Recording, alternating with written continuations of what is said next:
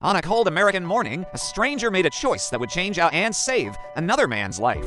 But no one ever knew his name, and to this day, he has never been seen again. This is the story of the mystery hero known only as the Angel of the Tracks. It was February 10th, 2012, at a busy Chicago train station. A man accidentally fell onto the tracks just as a train was pulling in. Panic erupted, but one man didn't hesitate. He jumped down, lifted the fallen man back onto the platform, and then, in the chaos, he just disappeared. Welcome back to Everyday Heroes Archive, where real American stories come to life.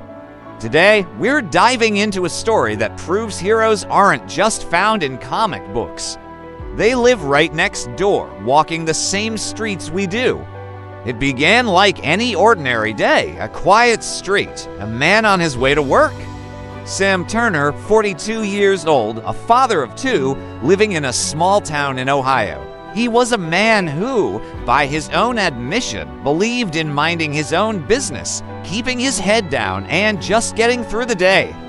But on this particular Tuesday, destiny had a different plan. As Sam walked towards his car, keys in hand, he noticed something unusual. A man collapsed beside his own vehicle just a few houses down. The street was still sleepy, the morning sun just starting to peek over the rooftops. There was no one around, no calls for help. Just an eerie silence and a life, it seemed, was slowly slipping away. Sam's first instinct was a jumble of thoughts. Was it a prank? Had the man simply tripped? But a deeper feeling, a gut instinct, told him something was terribly wrong. Every second mattered. He later told us, "My heart was pounding. I thought about my own family, my own kids. What if that was my dad lying there? I knew I couldn't just walk away." He rushed over.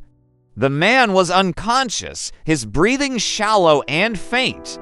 Sam immediately pulled out his phone and dialed 911. The dispatcher's calm voice on the other end was a lifeline in the chaotic rush of adrenaline. "Okay, sir," she said, "I need you to check for a pulse. Do you know CPR?" Sam had taken a CPR course years ago, a mandatory training at his old job. He never thought he'd actually have to use it. The memories were fuzzy, a distant echo in the back of his mind. But as he knelt beside the stranger, the training came flooding back. Chest compressions, 30 of them, to rescue breaths. He placed his hands on the man's chest and began to push, counting aloud to keep a steady rhythm. 1, 2, 3, for ... The seconds felt like an eternity. He could hear the distant wail of sirens growing closer, a sound that had never been more welcome.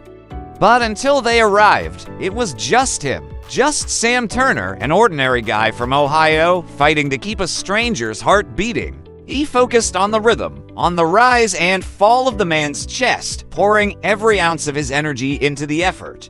He didn't know the man's name, his story, or who was waiting for him at home. All he knew was that this life was worth saving. Paramedics arrived, a whirlwind of professional efficiency. They took over immediately, attaching defibrillator pads and administering oxygen.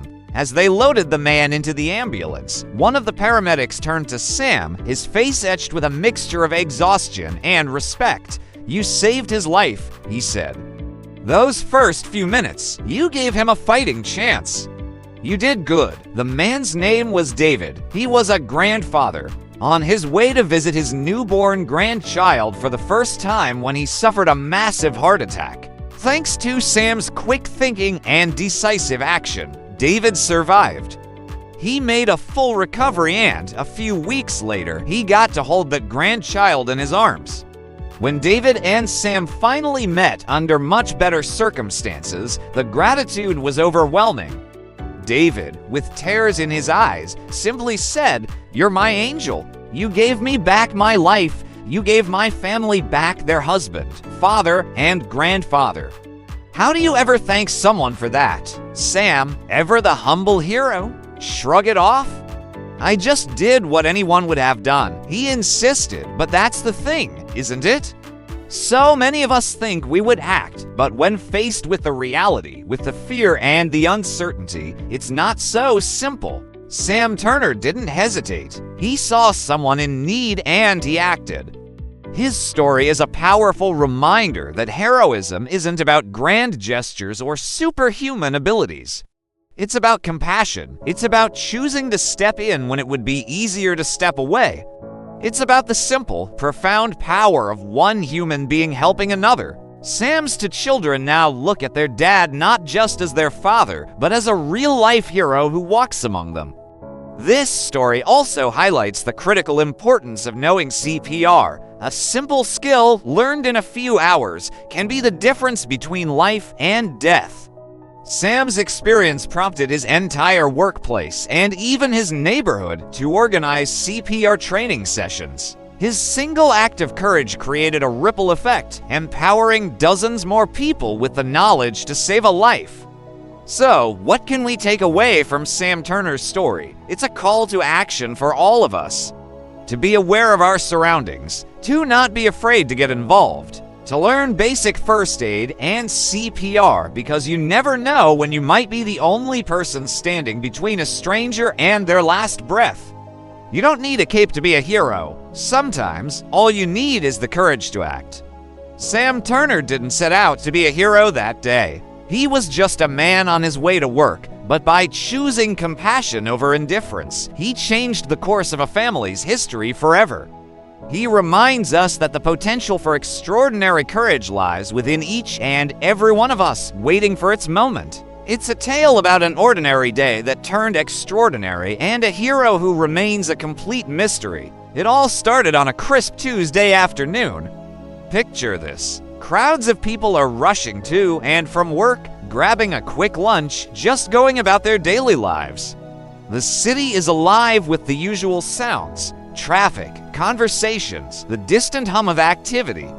Among the crowd was a man. Let's call him Mr. Henderson. He was in his late 60s, a retired librarian who loved his afternoon walks. He was enjoying the sunshine, a gentle smile on his face as he watched the world go by. Suddenly, without any warning, Mr. Henderson clutched his chest. His face went pale, and he stumbled, collapsing onto the hard pavement. For a moment, the world seemed to freeze. People around him stopped, their faces a mixture of shock and confusion. Some gasped, others pulled out their phones, not to call for help, but to record. It's a sad reality of our times, isn't it? In that critical moment, a crowd formed, but nobody seemed to know what to do. They were onlookers, paralyzed by the unfolding emergency. Every second was precious, and with each passing one, Mr. Henderson's chances were slipping away. But then, out of this sea of hesitation, one person broke through. A young man, probably in his mid-20s, wearing a simple gray hoodie and jeans. He didn't hesitate. He didn't pull out a phone to film. Let's call him Sam. Sam pushed through the circle of onlookers, his eyes locked on the man lying motionless on the ground. The crowd parted, almost instinctively, as he knelt down beside Mr. Henderson. Sam rushed forward. The man wasn't breathing properly. His breaths were shallow, gasping. Panic started to creep into the air. You could feel the tension rising in the crowd. But Sam, despite the chaos around him, didn't freeze. He immediately pulled out his phone and dialed 911, his voice calm and clear as he gave the operator their precise location. Then, without wasting another second, he began CPR. His hands were trembling slightly, but his movements were steady and determined. He remembered the training he'd taken years ago, the instructor's voice echoing in his head. Compress, breathe, compress, breathe. He was a lifeline in a moment of utter desperation. A real hero was stepping forward while others just watched. The minutes felt like hours. The only sounds were Sam's focused counting and the distant wail of a siren growing closer and closer. Finally, the flashing red and blue lights of an ambulance reflected off the nearby buildings. Paramedics arrived, a whirlwind of professional efficiency. They quickly took over from Sam, assessing Mr. Henderson, hooking him up to monitors, and preparing him for transport. They worked swiftly, their training evident in every move. They stabilized the injured man and carefully loaded him into the ambulance. As they closed the doors, one of the paramedics turned to thank the young man who had been the first to act, the one who had kept Mr. Henderson alive. But when they turned to thank Sam, he was gone, vanished. The spot where he had knelt was now empty. He had simply melted back into the city crowd. He left no name, no phone number. There was absolutely no way to track him. He had stepped up in a moment of crisis, saved a life, and then walked away quietly, without any need for recognition or praise. All that was left was an empty sidewalk and the lingering question, who was this mysterious stranger? In the hospital, Mr. Henderson made a full recovery. The doctors were clear about one thing. The immediate CPR he received on the sidewalk was the critical factor that saved his life. Without the quick actions of that anonymous young man, the story would have had a very different, tragic ending. Mr. Henderson's family was overjoyed and eternally grateful, but they had no one to thank. They launched a citywide search, posting on social media, contacting local news stations. The story went viral. The guardian angel in a gray hoodie became a local legend. Everyone was captivated by the mystery. Who was he? Why did he leave? People started sharing their own theories. Was he a doctor or a nurse, just doing what came naturally? Maybe he was an off-duty firefighter or police officer. Some even suggested he was just a regular person who didn't want the spotlight, someone who believed that doing the right thing was its own reward. The mystery deepened and the public's fascination grew. The search for Sam became a symbol of hope, a reminder that true heroes often work in the shadows, not for fame, but because it's the right thing to do. Weeks turned into months, and Sam was never identified. He remained a ghost, a whisper in the city's narrative. His story, however, left a permanent mark. Local community centers saw a massive spike in CPR class registrations. People were inspired by his actions. They didn't want to be bystanders anymore. They wanted to be prepared, to be able to help if they ever found themselves in a similar situation. The anonymous hero had, without ever intending to, created a ripple effect of positive change. His single act of courage inspired hundreds, maybe thousands of others to learn a skill that could save a life. And that's where this incredible story leaves us. It's a powerful reminder that heroes aren't just characters in comic books. They are all around us. They are the ordinary people who, in an extraordinary moment, choose to act. They are the ones who run toward a problem when everyone else is running away. This mysterious young man in the gray hoodie didn't seek fame or reward. His legacy isn't in a name or a face, but in the life he saved and the community he inspired. It teaches us that the greatest acts of kindness are often the ones done quietly, without any expectation of return. Stay safe, be kind, and maybe, if the situation ever calls for it, you could be the next hero in a hoodie. It's a tale that starts with a close call and ends with a question that still hangs in the air today. So, get comfortable, because this is one you won't want to miss. It all began on a stormy Tuesday night, the kind where the rain hammers against the window panes and the wind howls like a lonely Wolf. Mark Daniels, a young architect, was driving home late from a project site. The roads were slick, visibility was near zero, and in a split second, disaster struck. His car hydroplaned, spun out of control, and wrapped around a massive oak tree on a deserted stretch of highway.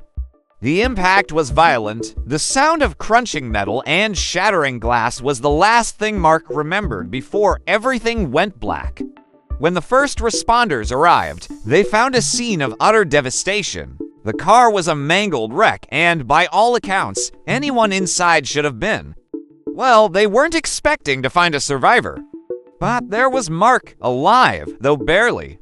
He had been pulled from the vehicle and laid carefully on the rain-soaked grass a safe distance away. The paramedics were baffled, who had pulled him out. They scanned the area with their flashlights, but the road was empty. There were no other cars, no bystanders, just the relentless rain and the eerie quiet after the crash. Mark was rushed to the hospital in critical condition. He spent days in a coma, his family holding a constant vigil by his bedside, praying for a miracle. The doctors were cautious, preparing them for the worst. The injuries were extensive and his chances were slim, but against all odds, Mark began to heal. Slowly, miraculously, he fought his way back. He woke up confused with fragmented memories of the crash. He remembered the spin, the terrifying impact, and then a face. A calm face leaning over him, a gentle voice telling him to hold on, that help was on the way. The stranger survived. His name was Mark Daniels. Weeks later, as he started his long road to recovery, he asked the hospital staff about the person who saved his life. He wanted to thank them, to understand how he was pulled from that wreckage.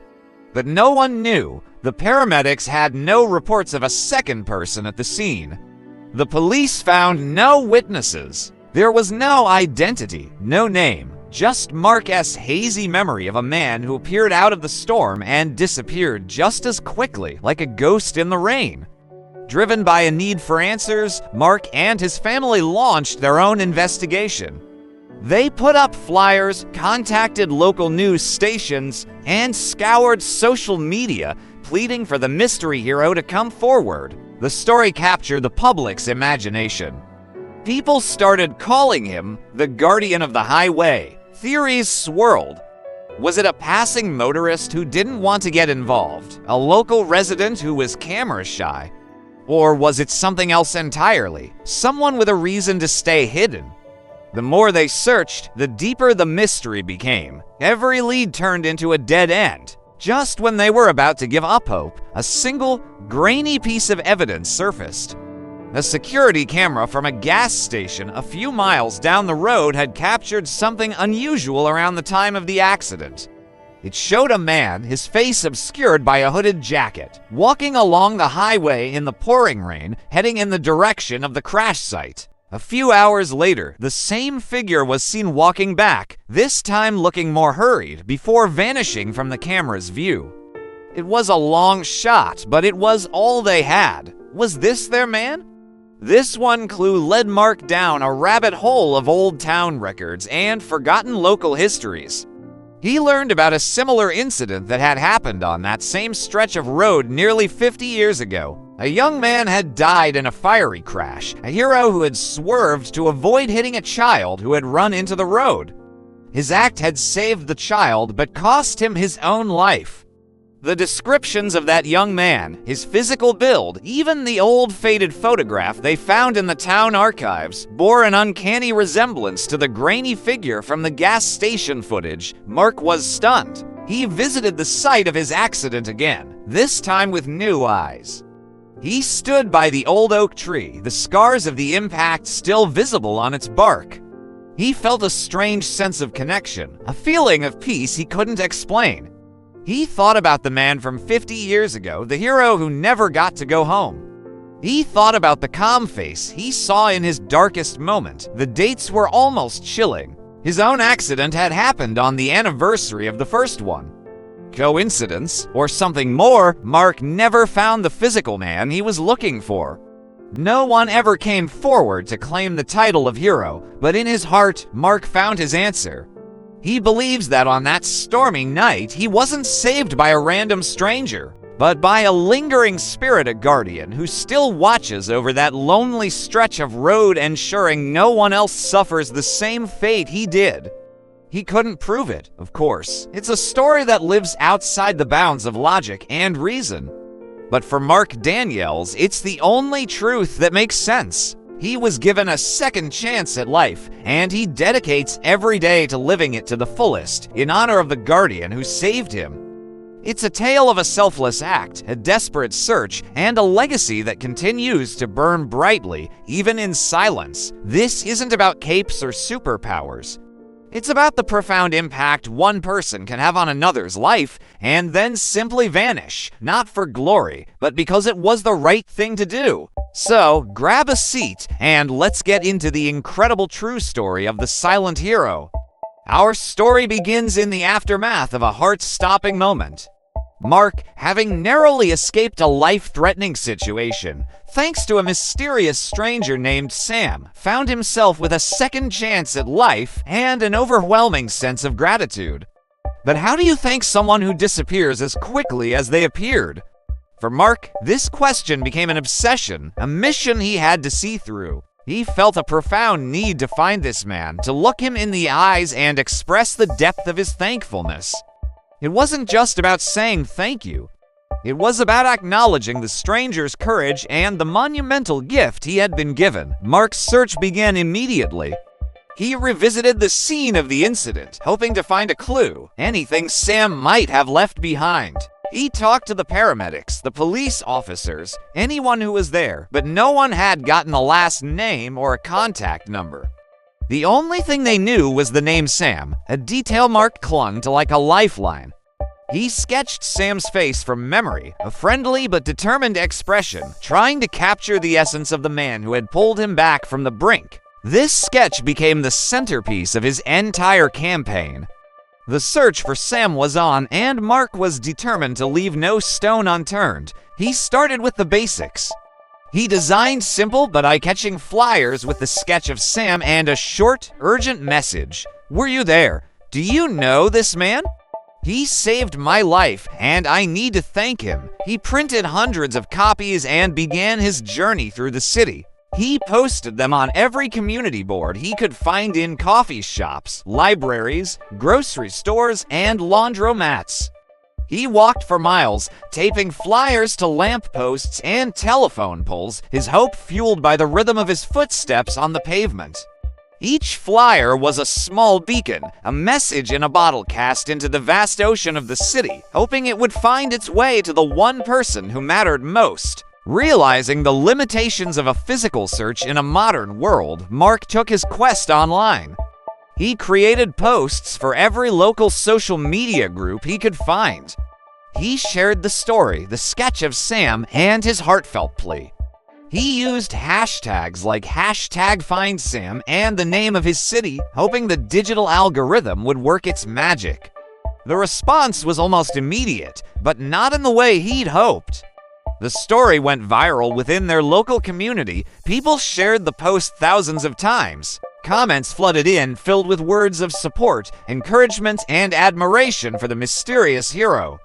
It was heartwarming to see the community rally around his story, but despite the massive online reach, no one seemed to know who Sam was.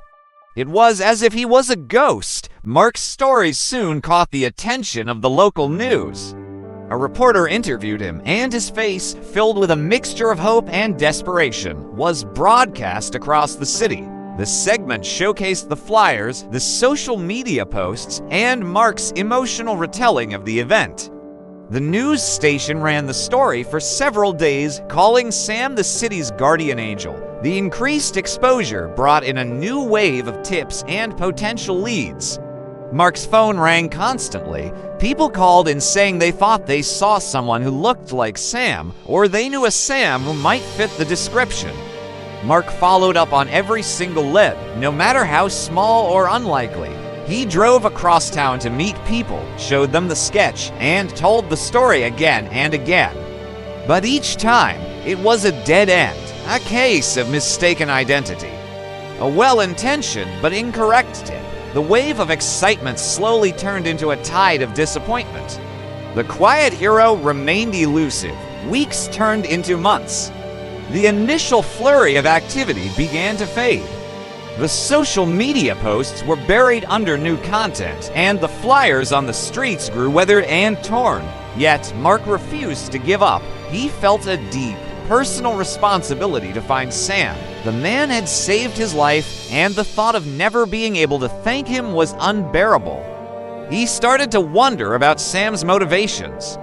Why would someone perform such a heroic act and then just walk away without a word? He didn't want a reward, that much was clear. He didn't seem to want any recognition at all. This led to a lot of speculation among the community and even in Mark's own mind. Some people suggested that maybe Sam was just a genuinely humble person, someone who believed that true kindness doesn't need an audience or applause. Others offered a more melancholic theory. Perhaps Sam had his own reasons for wanting to stay in the shadows, reasons Mark couldn't possibly understand.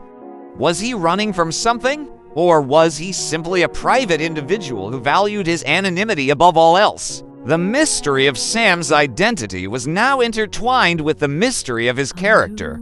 He wasn't just an unknown person, he was an enigma. The more Mark searched, the more he realized he wasn't just looking for a man. He was trying to understand a philosophy of life so different from his own. No fame, no reward, just humanity in its purest form. Years passed. The city moved on, and the story of the silent hero faded into a local legend, a tale told from time to time. Mark's life continued, forever changed by that one moment of courage. He got married, had a family, and built a life he was incredibly grateful for, a life he knew he owed to a stranger. The active search for Sam eventually subsided, not from a lack of desire, but from the quiet acceptance that some mysteries are not meant to be solved. Mark came to understand that maybe the point wasn't to find Sam, but to live a life worthy of the one that was saved. And so, a new tradition was born. Every year, on the anniversary of that fateful day, Mark performs a simple, quiet ritual. As dusk settles, he lights a single candle and places it on his windowsill. He doesn't say a prayer or make a wish. He just sits there, watching the small flame dance in the darkness. It's a silent vigil, a beacon of gratitude sent out into the world. It's his way of saying thank you, of acknowledging the debt he can never repay. He holds onto the hope that somewhere out there, the unknown hero, Sam, is living his life, and that somehow, through some unexplainable connection, he can feel the warmth of that candle and know that he is not forgotten. He wants Sam to know that Mark is still alive, still thriving, still grateful because of him. The hero may be silent, but his legacy echoes through a life that was given a second chance. Thank you so much for watching. This story is a powerful reminder that heroes are all around us, often in the most unexpected places, performing acts of kindness without any expectation of return. Have you ever seen someone in trouble and just ... Frozen, you're not alone. It's a natural reaction for many. We look around, expecting someone else, maybe someone more qualified, to step in. We think, what can I even do? But today, I want to talk about the people who don't freeze. The ones who see a problem and, instead of looking away, they run towards it. These are the everyday heroes living among us, and their stories are a powerful reminder of the good in the world. Think about it. We often picture heroes in capes or uniforms, performing superhuman feats. And while first responders and military personnel are absolutely heroes in every sense of the word, heroism isn't exclusive to a job title. It's a choice. It's the split-second decision to act with courage and compassion when faced with a crisis.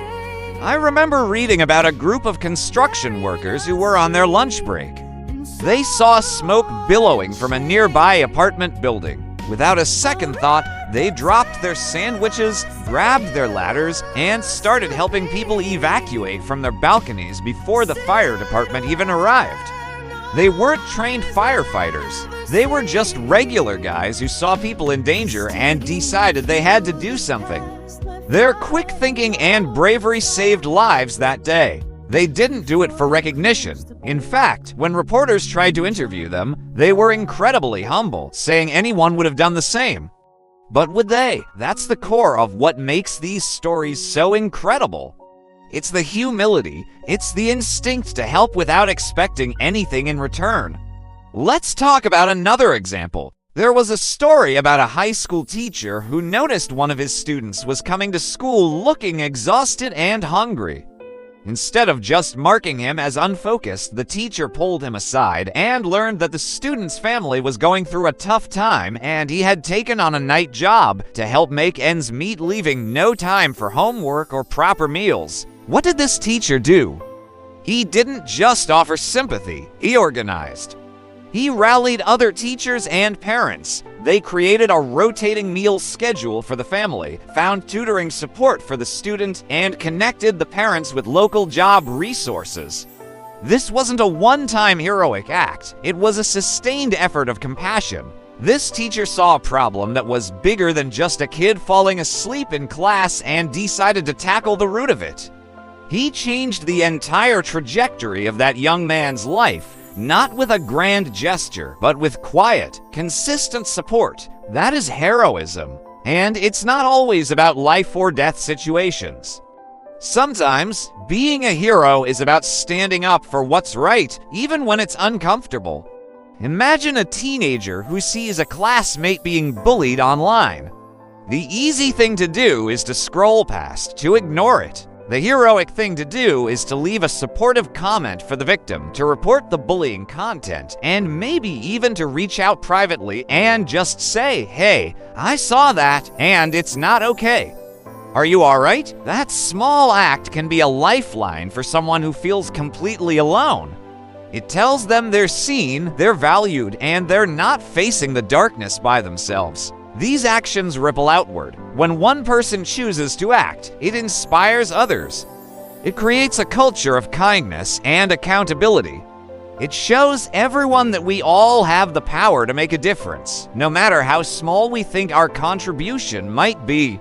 We have the power to turn a bystander into an ally, a stranger into a friend, and a moment of crisis into a story of hope. The world can feel overwhelming sometimes. We're constantly bombarded with negative news, and it's easy to feel cynical or helpless. But for every story of conflict, there are 1,000 untold stories of kindness, of bravery, of people quietly doing the right thing just because it's the right thing to do. We need to seek out these stories. We need to celebrate them, because they are the proof that our collective humanity is strong. So, the next time you witness something, whether it's a small injustice or a major emergency, ask yourself, what can I do? Maybe you can't solve the whole problem yourself, but maybe you can make one small move. Maybe you can be the first one to offer help, to speak up, to show you care. You never know when your small act of courage will be the one that starts a chain reaction of good. Heroes aren't always the ones in uniforms. Sometimes they're ordinary people who choose to act when others don't. If you believe humanity still has heroes, share this story. Thank you for watching. Have you ever seen someone in trouble and just ... Frozen. You're not alone. It's a natural reaction for many. We look around expecting someone else, maybe someone more qualified, to step in. We think, what can I even do? But today, I want to talk about the people who don't freeze. The ones who see a problem and, instead of looking away, they run towards it. These are the everyday heroes living among us, and their stories are a powerful reminder of the good in the world. Think about it. We often picture heroes in capes or uniforms, performing superhuman feats. And while first responders and military personnel are absolutely heroes in every sense of the word, heroism isn't exclusive to a job title. It's a choice. It's the split-second decision to act with courage and compassion when faced with a crisis. I remember reading about a group of construction workers who were on their lunch break. They saw smoke billowing from a nearby apartment building. Without a second thought, they dropped their sandwiches, grabbed their ladders, and started helping people evacuate from their balconies before the fire department even arrived. They weren't trained firefighters. They were just regular guys who saw people in danger and decided they had to do something. Their quick thinking and bravery saved lives that day. They didn't do it for recognition. In fact, when reporters tried to interview them, they were incredibly humble, saying anyone would have done the same. But would they? That's the core of what makes these stories so incredible. It's the humility, it's the instinct to help without expecting anything in return. Let's talk about another example. There was a story about a high school teacher who noticed one of his students was coming to school looking exhausted and hungry. Instead of just marking him as unfocused, the teacher pulled him aside and learned that the student's family was going through a tough time and he had taken on a night job to help make ends meet, leaving no time for homework or proper meals. What did this teacher do? He didn't just offer sympathy, he organized. He rallied other teachers and parents. They created a rotating meal schedule for the family, found tutoring support for the student, and connected the parents with local job resources. This wasn't a one-time heroic act. It was a sustained effort of compassion. This teacher saw a problem that was bigger than just a kid falling asleep in class and decided to tackle the root of it. He changed the entire trajectory of that young man's life, not with a grand gesture, but with quiet, consistent support. That is heroism. And it's not always about life or death situations. Sometimes, being a hero is about standing up for what's right, even when it's uncomfortable. Imagine a teenager who sees a classmate being bullied online. The easy thing to do is to scroll past, to ignore it. The heroic thing to do is to leave a supportive comment for the victim, to report the bullying content, and maybe even to reach out privately and just say, "Hey, I saw that, and it's not okay. Are you alright?" That small act can be a lifeline for someone who feels completely alone. It tells them they're seen, they're valued, and they're not facing the darkness by themselves. These actions ripple outward. When one person chooses to act, it inspires others. It creates a culture of kindness and accountability. It shows everyone that we all have the power to make a difference, no matter how small we think our contribution might be. We have the power to turn a bystander into an ally, a stranger into a friend, and a moment of crisis into a story of hope. The world can feel overwhelming sometimes. We're constantly bombarded with negative news, and it's easy to feel cynical or helpless. But for every story of conflict, there are 1,000 untold stories of kindness, of bravery, of people quietly doing the right thing just because it's the right thing to do. We need to seek out these stories. We need to celebrate them, because they are the proof that our collective humanity is strong. So, the next time you witness something, whether it's a small injustice or a major emergency, ask yourself, what can I do? Maybe you can't solve the whole problem yourself, but maybe you can make one small move. Maybe you can be the first one to offer help, to speak up, to show you care. You never know when your small act of courage will be the one that starts a chain reaction of good. Heroes aren't always the ones in uniforms. Sometimes they're ordinary people who choose to act when others don't. If you believe humanity still has heroes, share this story. Thank you for watching.